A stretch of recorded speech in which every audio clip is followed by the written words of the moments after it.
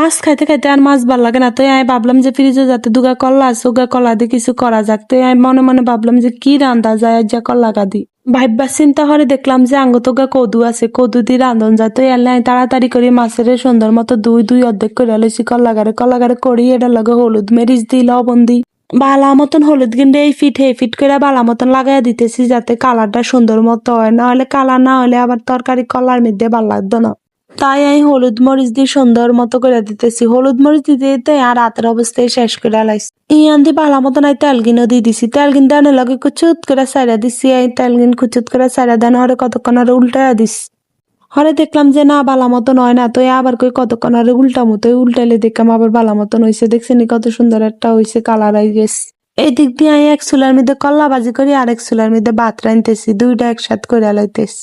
ওই যে তেলগিন রাখছি সেই তেলগিন আবার ডালি রয়েছি, ডালিয়ে বালা মতন পেঁয়াজ গিন দিয়ে দিছি, টুপুস করে পেঁয়াজ গিন দিয়ে হালাই দিছি। তেলের উপরে হালাই দিয়ে বালা মতন খুচুন দিয়ে লাড়াচাড়া করতেছি যেন এমনি না। তুই চুলায় রানলে কিন্তু তাতাই হয়, এক চুলা দিয়ে বাদ দিয়ে দেওয়া যায় আরেক চুলা দিয়ে তরকারি, এক চুলা দিয়ে রানতে গেলে সহজে হইতেছে না। একবার ভাত রান্ধন আবার তরকারি রান্ধন কিলে জানি হেনে আর ভাল লাগে না, আর মনে হয় যে দুই চুলা দুইটা দিয়ে দিয়াম তাতে রান্ধা ভাই এবার তাতে ঘর দিকে যাই কি আর ঘরে যাই কিরাম এটা তো না কইলেই হয়, কারণ এটা যাইতে শীতটাই উপরে কাঠের উপরে হইয়ে মোবাইল টিপান শুরু।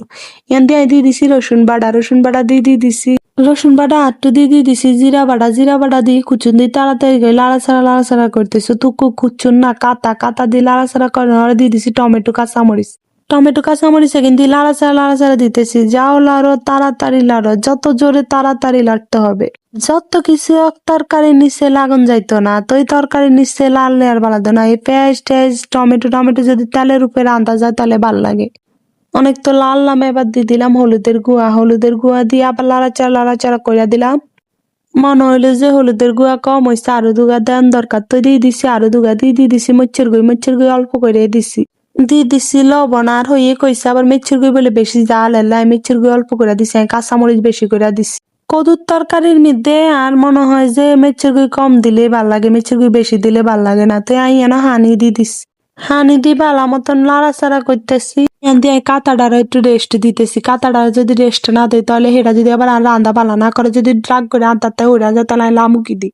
বিশ্বাস করতে না মাটি চুলার ব্যাগ কিছু ভাল লাগে, রান্দাও ভাল লাগে, ব্যাগ কিছু ভাল লাগে, কিন্তু এই দুমাটা ভাল লাগে না। কিলা জানি মাটি চুলার দুমাই বে দুমান ছাড়া মাটি চুলা তার শান্তি লাগে না।